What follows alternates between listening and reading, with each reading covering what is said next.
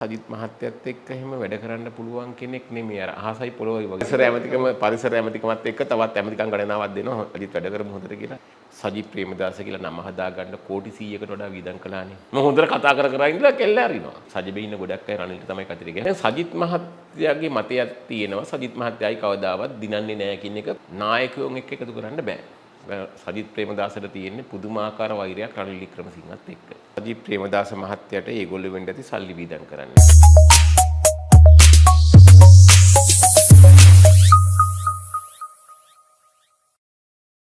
අපි සාමාන්‍ය දේශපාලනයේදී දකින්නේ බලය නැති පැත්තේ ඉඳලා බලය තියෙන පැත්තට එන මිනිස්සු.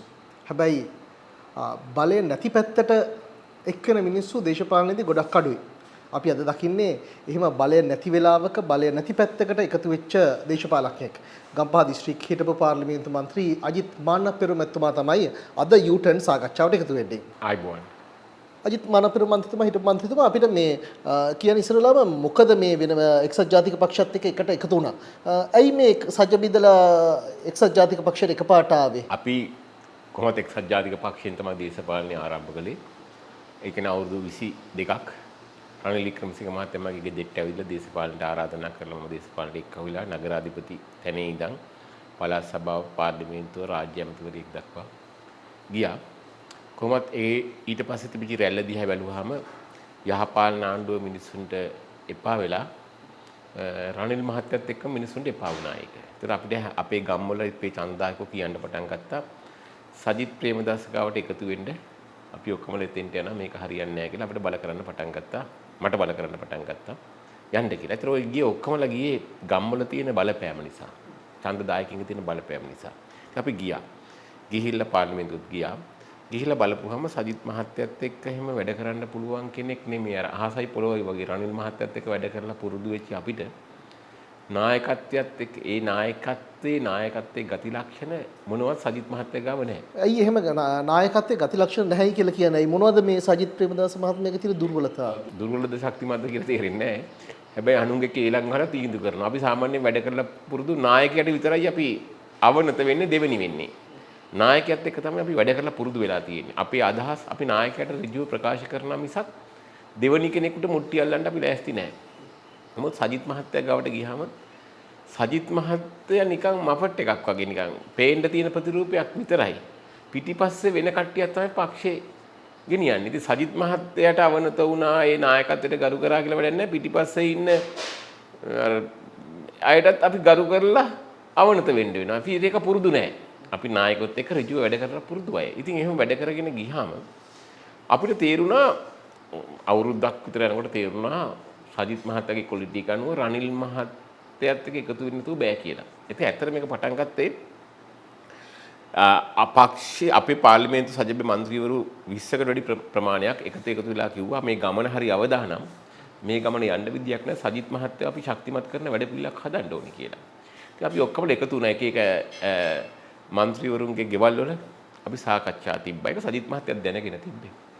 එතෙන්දී අපි අන්තිමට සාකච්ඡා කරලා තීන්දුව කළේ රනිල් සජිත් එකතු වෙන්නේ නැතුව ගමනක් නැහැ සජිබෙට කියන එක. ඒකෙන්ද අපි එතුමාට කිව්වා සමහර කිව්වා රනිල් එක්ක එකතු වෙන්නේ නැතුව යාට ගමනක් නැහැ අපිටත් ගමනක් නැහැ ඒක මේක කරන්න කියලා. හැබැයි සමහර අය ඉතින් ඒකත් බේරගෙන මේකත් බේරගෙන දෙපැත්ත ගේම් එක ගැහුවා. දැන් අපි වගේ අය කෙලින්ම ඍජුව කිව්වා. හැබැයි අපි මීඩියා වලට කවදාවත් ගිහිල්ලා කිව්වේ නැහැ.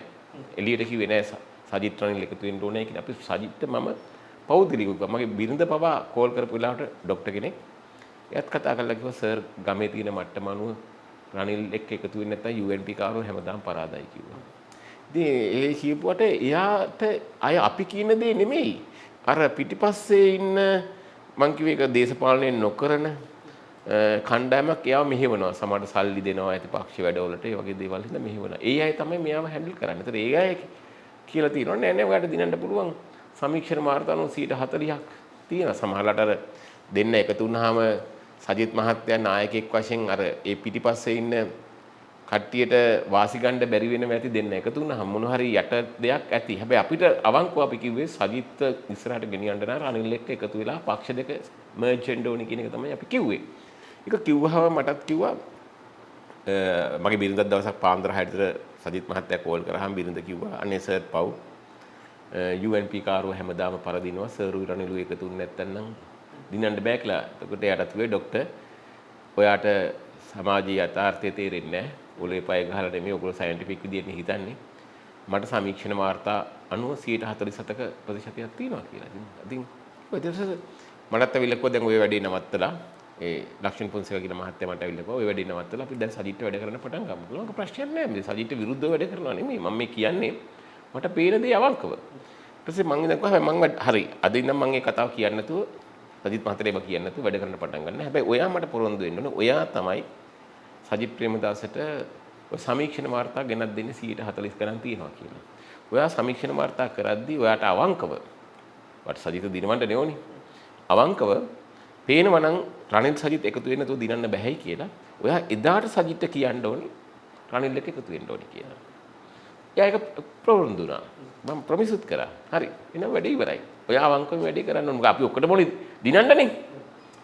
ඉතින් එහෙම කරා කන්ද බෙල්ල කඩාගෙන අපිත් වැඩ කළා සජිත් මහත්තයාට.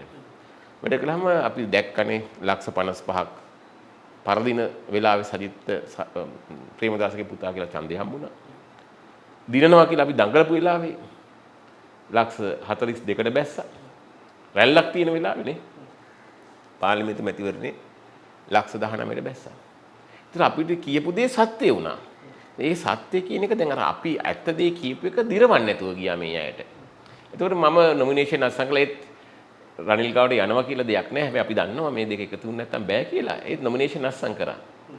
අත්සන් කරලා ඇවිල්ලා ගෙදරට දවසක් විතර ගියාට පස්සේ ඔන්න ආරංචි එනවා මගේ ආසනේ අවුරුදු 22ක් නිකන් මගේ නිකන් ගහයි පොත්තයි වගේ බැඳලා තියෙන මගේ ගම්පහ ආසනේ මගෙන් ඉවත් කරලා වෙන කෙනෙකුට දීලා අලුත් එක්කෙනෙකුට. මම කල්පනා කරා යකඩ මේක අර පණවිඩ කරුට වෙඩි තියෙන වැඩ පිළිවෙලක්ද මේක තියෙන්නේ දැන් ආසනේ මාරු කරන වෙලාවේ කොයි වෙලාවකවත් සාකච්ඡා නෑ මම ඊට පස්සේ මම හිතුවා මෙයාට වැරදිලා වෙන්නේ නැති කියලා. ඉතින් මම මෙයාට වැරද්දක් කරලත් නෑ. මෙයාට මං හරි දේ හැම වෙලාවෙම කිව්වා. මගේ අත්දැකීම් තියෙන කෙනෙක් වශයෙන්. අපි දැන් වයස අයනේ. ජේෂ්ඨ අයනේ. අත්දැකීම් තියෙන හැමතිස්සෙම ඔහුට තනියම කිව්ව වෙන වෙන අර වටපඩයන්ට කියන්න ගියේ නෑ. එයත් එක්ක ඍජුව සම්බන්ධතාවය තිබ්බා. ඉතින් එහෙම කියලා කිව්වහම මම බලුවා ඉතින් මම මේ හොඳ දේ කරන්න ගිහිල්ලා මට මෙහෙම ගහනවා නම් මම මෙහෙම නායකයෙක් එක්ක වැඩ කරන්න පුළුවන්ද කියන එක. අනිත් නායකයා ගැන කලකිරීම තිබ්බා. ඒ කියන්නේ යාගේ ක්‍රියාපටිපාටිය කවදා රටක් පාලනය කරන්න බැහැ. හරි නිකන් පොඩි ළමයෙක් වගේ දේශපාලනය කරන්න කියන එක තිබ්බා. ඒත් අපි බැලුවේ මෙයාව කොහමරි හදාගෙන ඉස්සරහට අරගෙන යන්න ඕනේ කියන එක. ඒතකොට එතෙන් මේ හදාගෙන යන්න කියලා අවංක චේතනාවෙන් වැඩ කරන අපිට මෙහෙම කරනකොට ඒ නායකයාත් එක්ක පස්සෙන් යන එක තේරුමක් තියනවද? ඒතකොට මම දේශපාලනයෙන් අයින් වුණා. මම කිව්වා මම ඉල්ලන්නේ නැහැ. ඒක දැක්කා යත් මම ඉල්ලන්නේ නැහැ කියලා මගේ ඡන්දෙවත් දෙන්න නැතුව මම දන්න අයටත් මට ඡන්ද දාන්න එපා කියද්දිත් මට 4800 ගණන් ඡන්ද දීලා තිබ්බා. නමුත් මං වෙනුවෙන් රිප්ලේස් කරපු එක්කෙනා 5000යි. ඒ දුන්නේ රනිල් එක්ක හිටපු කෙනෙකුට දුන්නේ. මං කියන්නේ ඒක හරි විහිළුවක් වගේ කතාවකට මගේ මනුස්සත් එක්ක තරහක් නැහැ. මම ඕනි මම නායකයත් එක්ක හරියට හිටියා. මම එක එකාගේ කේලම් වලට එක එකාගේ දේවල් වලට නායකයා වෙනස් වෙනවා නම් මට තවදුරටත් මේක අර හිත සන්තෝෂෙන් ඉන්න බෑ කියලා දැනගෙන තමයි අයින් වුනේ. ඒ අයින් වෙලා ඉන්නකොට නිදහසේ ඉන්නකොට ඉතින් මම කල්පනා කරා මගෙනුත් රටට දෙයක් වෙන්න ඕනේ. ඉතින් මම රටේ දැන් පාර්ලිමේන්තුවේ ඉඳලා අවුරුදු 12ක්, නගරාධිපති කෙනෙක් විදිහට අවුරුදු 7ක්, පළාත් සභා මන්ත්‍රීවරයෙක් විදිහට අවුරුදු 4ක් මේ වගේ වැඩ කරපුවා මට ලැබිලා තියෙන අත්දැකීම. මේ අත්දැකීම ජනතා මුදල් වලින් ලැබිච්ච අත්දැකීමක්. ජනතා මුදල් වලින් ජනතාවගේ අභිලාෂය තුළ ජනතාවත් එක්ක වැඩ කරලා ලැබිච්ච අත්දැකීම. එහෙනම් මම මිනිස්සුන්ට පාර පෙන්වන්න ඕනේ. කොයිද යන්න ඕනේ කියන එක. ඒ කියන්නේ මොකද්ද දිශාව අපි ගමන් කර යුත්තේ දේශපාලන වේදිකකින් තොරව. අන්න එතකොට අපිට තේරුණා දැන් අනුර කුමාරත් දැන් ආණ්ඩුව ගත්තා. එයාට යන්න ඉඩ දෙන්න ඕනේ. මගදී කඩාවට්ටන්න හොඳ නෑ. මොකද හේතුව අපි ගෝඨාභය මගදී කඩාවැටිලා ජනතාව විඳපු දුක දැක්කනේ. ඒක ඕනේ නෑ. ඒකටත් අපි උදව් කරන්න ලෑස්ති. හැබැයි යාට දක්ෂතාවය තියෙන්නේ කරනවා නම් කරන්න පුළුවන් සදාචාර දේශපාලනයක් හැදිලා විතරයි. ආර්ථිකය හදන්න යට බෑ. ඒක අපේ අත්දැකීම් තුළ පේනවා. එහෙම කණ්ඩායමක්වත් එයාට නෑ ආර්ථිකය හදාගන්න රටේ. එයාටත් දැනුමක් නෑ. මොකද ගෝලීය දැනුමක් තියෙන්න ඕනේ. ඒ දැනුම එයාට නැහැ. හැබැයි සදාචාරය හදන්න පුළුවන්. මේ දැන් ඔබතුමා කිව්වා පක්ෂ ඇතුලේ දේශපාලනය නොකරන කණ්ඩායමක් සජිත් ප්‍රේමදාස හසුරුවනවා කියලා. මේ චෝදනාව එල්ල කරන්නේ ලක්ෂ්මන් ෆොන්සේකටද? ලක්ෂ්මන් ෆොන්සේකත් තව කට්ටිය ඉන්නවා ඒකට දෙතුන් දෙනෙක්. කියන්නේ කවුද ඇත්තට? මම එච්චර මේ තිරේ පිටිපස්සේ ඉන්න මිනිස්සු ගැන මම එච්චර ඒක නෝට් කළෙත් නැහැ ගණන් ගන්න ගියෙත් නැහැ මට ඒක අදාළත් නැහැ මම නායකයෙක් එක්කනේ වැඩ කරේ නායකයා ගැන තමයි මට තේරෙන්නේ. එතකොට මට තේරුණා මං කියන පක්ෂේ ඇයි මේක පාට බලේ නැති පැත්තකට රිංගුවේ කියලානේ මගෙන් ඇහුවේ. එතකොට මට තේරුණා මේ රටේ ආර්ථිකය හදන්න නම් රනිල් ලැඩෙන්න జగතෙක් නැහැ. ඒකින්ද හැබැයි රනිල් මහත්තයා මට කතා කරා. ඇවිදිලා දිස්ත්‍රික්කේ නායකත්වයක් බාර අරගෙන දැන් ඔයාගේ පරිණතභාවයක් තියෙනවා මම එදා ඔයා පොඩි ළමෙක් විදියට ගත්තේ. දැන් මට දැනුම තියෙනවා දැන් මේකට වැඩේට බහින්න කියලා මං කවනේ සර්. තනතුරු තාන්න මාන්න එපා. මම අවංකව මගේ හෘද සාක්ෂියට එකඟව මම ඔයාට බලය ලබා දීම සඳහා මම මහන්සි වෙනවා. ඒ හේතුව ඔයා ගැන හිතලා නෙමෙයි. මට පේනවා මේ රටේ ආර්ථිකය කොට දාන්න පුළුවන් ඔයා කියලා. රටේ ජනතාවට මම යුතුයකමක් කරනවා හරි මාර්ගයේ පෙන්නන. මොකද මේ රැවටි ඡන්ද දෙන මිනිසුන්ට හරි මාර්ගයේ පෙන්වන්න මම ඉදිරිපත් වෙනවා මගේ වාසියක් හෝ තනතුරක් හෝ තානාන්තරයක් ගැන හිතලා නෙමෙයි. සජබේ ගැන කතා කරනකොට සජබේ සභාපති ඉම්තියාස් බාකිර් මාකර් මැතිතුමා සමගි ජන බලවේගය ඇතුලේ ගොඩක් සටන් කරා. මේ සටන් කළා අන්තිමේදී පක්ෂ සභාපතිත්වනුත් ඉල්ලා ආසන තැනට වැඩ කටයුතු සැලසුණා. ඇත්තට මේ සජබේ ඇතුලේ දැන් මේ මොකද්ද සිද්ධ වෙමින් තියෙන්නේ? ඒක තමයි කියන්නේ දැන් අපිට පුරුදු වෙලා තියෙන්නේ අපි රනිල් එක්ක වැඩ කරපු මිනිස්සුනේ.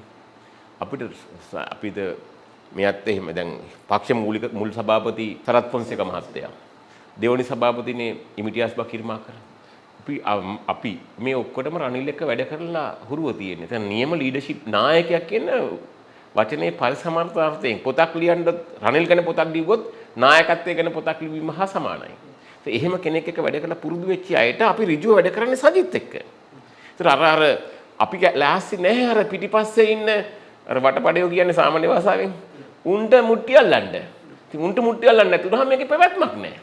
ඉතින් ඒක තමයි ඉමිටියස්ටත් උනේ. ඒක තමයි ලක්ෂණ පොන්සේ මේ කවුද මේ සරත් පොන්සේක මහත්තයාට උනේ. එතුමත් මට කියලා කිව්වේ අජිත් මෙහෙමයි තත්ත්වේ මම මේ පක්ෂයට ආදරේ මම ආවේ වැඩ කරන්න මම මේක හදන්නයි ආවේ. ඉතින් මට මේක නායකයෙක් එක්ක වැඩ කරන්න පුළුවන් මේ දෙවනි උන් එක්ක වැඩ කරන්න මට බෑ. එතකොට කබීර් කවුද ඉමිටියස් මහත්තයාත් අස්වෙන දවසේ මට කතා කරලා කිව්වා අජිත් ඉමිටියස් කියන්නේ රනිල්වාදියෙක් නෙමෙයි. ඒ කියන්නේ රනිල්ට විරුද්ධයි. නමුත් එයාට යන්න එහෙම රනිල් ගාවට යන්නේ නැහැ. නමුත් එයා කිව්වා මම කාටවත් දොස් කියන්නේ නැහැ.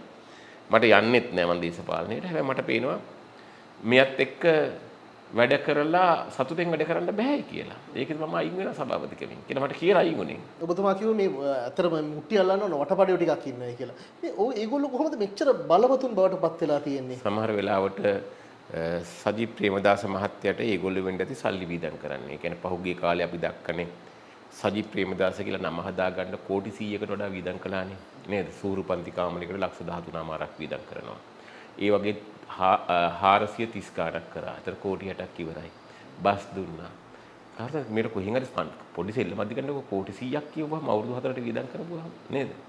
ඒකට මම කියන්නේ සාමාන්‍ය වැඩ කටයුතු වලට අමතරව කෝටි 100ක් වීදම් කරනවා කිව්වහම ඒකට සමහරට සල්ලි දෙනවා ඇති. මොන හරි දේවල් ඇති කොහොම හරි ඒ කියන දේවල් ඉතින් ඒගොල්ලෝ නම් මේකට වීදම් කරන්නේ අපි ක්‍රියාකාරීත්වයේ විතරනේ ෆන් කරන්නේ ඒගොල්ලෝ නම්. ඉතින් ඒකලම් මෙයාව හැන්ඩල් කරනවා ඇති නේද? ඒක කියන දේ කරන්න ඕනේ නැත්නම් සල්ලි දෙන එක නතර වුණොත් එහෙම ප්‍රශ්නයක් වෙනවනේ නේද? මං හිතන විදිය. ඔය බස් බෙදන එක සුහුරු පන්ති කාමර මෙන්න මේවට සල්ලි එන්නේ කොහෙන්ද කියන එක ගැන පහුගිය අවුරුදු කීපේ සමාජයේ ලොකු කතා බහක් ඇති වුණා. ඒ ගැන පක්ෂ ඇතුලේ කොයි වෙලාවකත් කතා බහට ලක් වෙලා නැද්ද?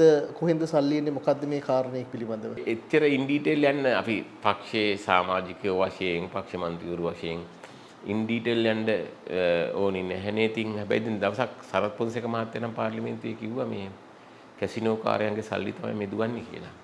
අපි දන්නේ නැහැ. එයා කියපු කතාව ඉතින් අපිට ඒක එච්චර අදාළ කරගත්තේ නැහැ. ඉතින් උත්සවයක් තිබ්බම යනවා. හැබැයි ඒ කරන දේවල් වලින් සජිත් මහත්තයා ඉස්කෝල 430කට ගිහිල්ලා ගුරුවරු 43000ක 50000ක එක කතා කරලා තියෙන ඡන්දෙත් නැති කරගන්නවා මිසක් ඡන්දයක් වැඩි උනේ නැහනේ. ගුරුවරුන්ට ඡන්ද දුන්නේ නැහනේ. අදවත් මං හිතන්නේ නැහැ ගුරුවරුන්ගේ ඡන්දය හම්බෙයි කියලා. තැපැල් ඡන්ද දිහා බැලුවත් තුන්වෙනියනේ සජිත් මහත්තයා නේ. අනිත් පැත්තෙන් ගන්න කාරණේ ඔබතුමා එකතු වෙන්නේ රනිල් වික්‍රමසිංහ මැතිතුමත් එක්ක. පහුගිය ජනාධිපතිවරණ වෙලාවේදී වක්‍රාකාරින් ඔබ රනිල් වික්‍රමසිංහ මැතිතුමාට උදව් කරාද?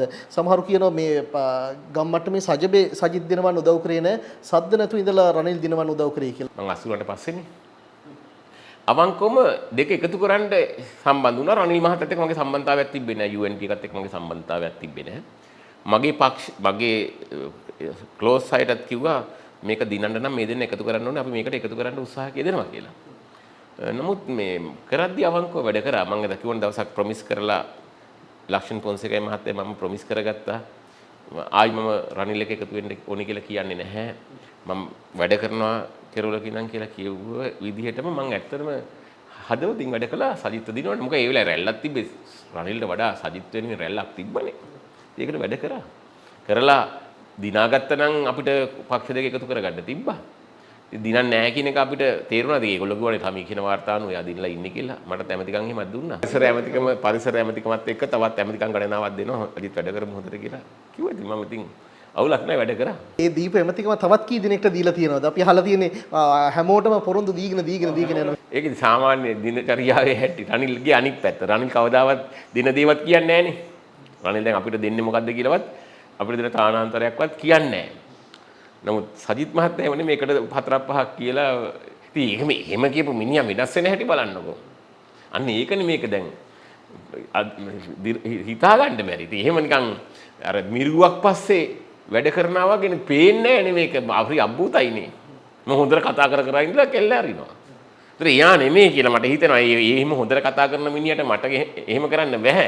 ඒතර එයා මෙහෙවන්නේ වෙන කෙනෙක් කියන එක මම කියන්නේ එහෙම මූණ හොඳ මූණක් දාලා හරි අවංකයි හරිම බොහොම ආදරේ පෙන්නලා යට පැත්තෙන් ගහන්නේ කොහමද? දැන් අනිත් පැත්තට මේ සජ්ජබ සහ එක්සත් ජාතික පක්ෂ එකතු කිරීම ගැන කතා වෙනවා. තලත අතකෝරල එක්සත් ජාතික පක්ෂ මහලේකම්වරිය බවට පත් වෙන්නෙත් මේ පක්ෂ දෙක එකට එකතු කරන්න ඕන කියන දැඩි සටනකට පස්සේ ඒකට ඉඩක් තියනවද දැන් ඉස්සරහට? නායකයෝන් එක්ක එකතු කරන්න බෑ. සජිත් ප්‍රේමදාසට තියෙන්නේ පුදුමාකාර වෛරයක් රනිල් වික්‍රමසිංහත් එක්ක. ඒක කවදාවත් සජිත් ප්‍රේමදාස පක්ෂ නායකයා වෙලා ඉන්නකල් එකතු කරන්න බෑ. මොකද යාරෝනේ අලියා නැති කරලම දාන්න තමයි යාගේ තියෙන අභිප්‍රායය. එහෙම එකතු කරනවා නම් ඒක වගකීම් බාර දෙන්න තිබ්බේ මට. මමනේ එකතු වෙන්න ඕනේ කියලා සටන් කළේ. ඒතකොට කියනවා අජිත් ඔයා කියපු දේ හරි. මේ පාර්ලිමේන්තු මැතිවරණදී ජනාධිපතිවරණදී මේක තේරුණා. ඔයා කියපු දේ හරි. නමුත් දැන් ඔයා මේ වැඩේ බහින්න. මමනේ ඒක කරන්න. මට මේක හොඳම පුද්ගලයා. ඒ වගේ හැබැයි ඉතිහාසෙත් පාර්ලිමේන්තුවේදී ජනාධිපතිවරණයට ඉදිරිපත් වෙනකොට මම කිව්වා සර් ඔයා ඉල්ලන්න ඕනේ. අනුර කුමාර දිසානායක മന്ത്രി 3 දෙනෙක් ඉඳගෙන ඉල්ලනවා නම් ඔයා ඔය ඩලස්ලා රගොල්ල මේගොල්ලන්ට දීලා හරියන්නේ නැහැ. ඔයා ඉල්ලන්න ඕනේ අපේ නායකයා විදිහට. කියලා මම ඉල්ලීම් කිව්වා. කිව්වට ඉතින් එයා ඒක පිළිගත්තේ නැහැ.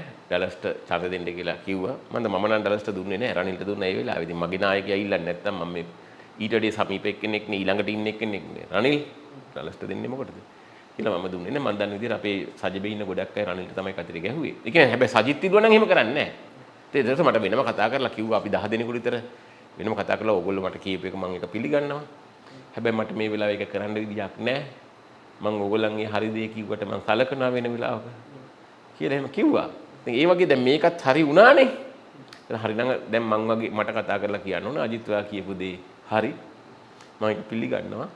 මේ නමුත් මට මේ දැන් ඔයා මේ බාර අරගෙන දැන් යාගේ හදවතින් නම් කියන්නේ මේ දෙක එකතු වෙන්න ඕනේ කියලා ඔයා මේක බාර අරගෙන ලීඩර්ෂිප් එක අරගෙන පක්ෂ දෙක එකතු කරන්න කියලා කිව්වා. මොකද අපි පෙන්නුවා මේ සජිත් රනිල් මහත්තයාට අවුරුදු 5යි මේක කරන්න පුළුවන්. ওই දෙන එකතු වුණාම අවුරුදු 5 ෆස්ට් ටර්ම් එක විතරයි රනිල්ට තියෙන්නේ. ඊළඟ ටර්ම් එක 2 ටර්ම්ස් හිටපු හින්දා රනිල්ට ආයි ජනාධිපතිවරණයට යන්න බෑ. ඔයා තමයි තොර ජනාධිපතිවරයා. අපි ගිවිසුම් අස්සම් කරමු. ආයි UNP එකෙන්වත් වෙන කෙනෙක් දාන්න බෑ ඊළඟ ඡන්දෙදී කියලා. එහෙම කියලා කිව්වා. මොකද අපි දන්නා මෙයාට තනියම ගැම්ම නෑ. එහෙම සටනකට යන්න. මොකද අපි දැක්කනේ දැන් ওই දෙසැම්බර් මාසේ බලය දෙනවා රෝමියෝ කියලා කිව්වට අපි දැක්කනේ ගෝඨාභය කෝල් කරලා කිව්වහම අගමැතිකම බාර අරගෙන මේක කරන්න කියලා කියද්දි බාරගත්තේ නෑනේ. බාරගත්තන්ට එයා දන්නවා එයාට ඒක කරන්න බෑ කියලා. එතකොට රනිල් බාරගත්තේ. එතෙන් හැබැයි මම එකතු වෙන ක්‍රමයක් දකිනවා. එකතු කරන්න ඕනි. දැන් සජිත් මහත්තයාගේ මතයක් තියෙනවා. සජිත් මහත්තයයි කවදාවත් දිනන්නේ නැහැ කියන එක සජ්ජබේ පාක්ෂිකයන්ගේත් මතයක් තියෙනවා. ඒ කියන්නේ සජිත් ඒ හින්දා ඒගොල්ලෝ ගොඩක් වෙලාවට හර්ෂ සිල්වා වගේ නායකයෙක් එයි කියලා බලාගෙන ඉන්නවා. එතකොට ගමෙන් මේ පක්ෂ දෙක එකතු කරොත් හැබැයි හර්ෂාවත් මේක එකතු කරනවා.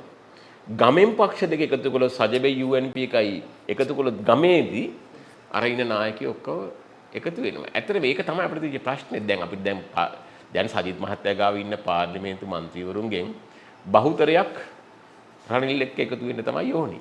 කැමති තියෙන. කොටිම සජිත් දාලා රනිල් ගාවට එන්නත් කැමතියි. හැබැයි ඒගොල්ලන්ට තියෙන ප්‍රශ්නේ ගම් මට්ටමින් මේක හැදෙන්නේ නැතිකම.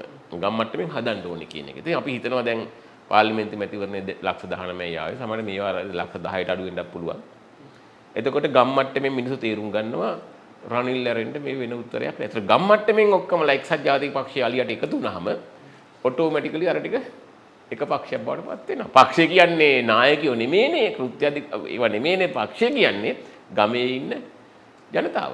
අවසාන වශයෙන් අපිට කියන දැන් අපි දැකලා තියෙන අර මං කලින් කිව්වා වගේ බලය තියෙන තැනට තමයි හැම වෙලාවෙම එකතු වෙන්නේ. බලය නැති වෙලාවක බලය නැති තැනකට මේ රනිල් වික්‍රමසිංහත් එක්ක එක්සත් ජාතික පක්ෂයත් එක්ක එකතු වුණේ ඇයි? ඇත්තටම එක්සත් ජාතික පක්ෂයත් එක්ක මම නිල වශයෙන් එකතු වෙලා නැහැ. ඒ කියන්නේ මට මෙහෙම වුණාම දැන් රනිල් මහත්තයාගේ ගෝලියෙක් වශයෙන් හිටපු මට මෙහෙම වුණාම එයා මට කෝල් කරලා කිව්වා නොමිනේෂන් අස්සම් කරන්න. එයා ගාවට ඇවිදින්න තව වෙලාව තියෙනවා අස්සම් කරන්න කියලා. මං කිව්වා අනේ සර් මම එහෙම ආවම මගේ චරිතයටත් හරි නෑ මං අරක තරහ වෙලා මෙතෙන්ට ආවා වගේ වෙනවනේ කියලා.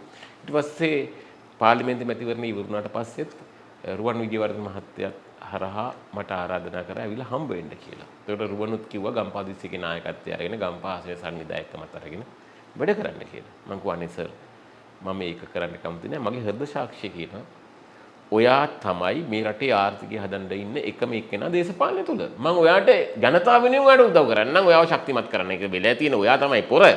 ජනතාව මේක දන්නේ නැහැ. මගේ දැන් අවුරුදු 22ක ජනතා සේවය තුල ජනතාවගෙන් මම සැලරි පඩිගත්තු මිනිහෙක් වශයෙන් ජනතාවගෙන් පහසුකම් භුක්ති විඳපු මිනිහෙක් වශයෙන් මගේ යුතුයකමක් තියෙනවා ජනතාවට හරි පාර පෙන්නන්න. මම UNP එකට එනව නෙමෙයි. මම ජනතාවට හරි පාර පෙන්නන්න. ඉන්නම් එතකොට මේ හරි පාර තමයි ඔයා. අද වුණත් කරන්නේ එක්සත් ජාතික පක්ෂයේ නිලතරට ගන්න නැහැ. හැබැයි දැන් අපි ජේෂ්ඨ භාවයකටපත් වෙලානේ. ඒකට අපි කියන්නේ ඒකට ඒතකොට අපි නිලතල වලට පෙරේතකම ඉන්නවනම් බලය තියෙන තැනට යනවා. නිලතල වලට පෙරේතකමට නෙමෙයි. නැත්නම් හෙට ඇමති වෙන්න, മന്ത്രി වෙන්න තියෙන පෙරේතකම නෙමෙයි. අපිට තියෙන දේ තමයි අනාගත පරම්පරාවට පෙන්වන්න ඕනේ මාර්ගය මේකයි කියන එක. ඒ සමාජ යුතුකම තමයි මම ඉෂ්ට කරන්නේ. ඒ සමාජ යුතුකම ඉටු කරන්න ඔබතුමාට ශක්තිය ධෛර්යය ලැබෙන්න කියලා ප්‍රාර්ථනා කරනවා. බොහොම ස්තුතියි අපිත් එක්ක සාකච්ඡාවට එකතු වුණාට. බොහොම ස්තුතියි.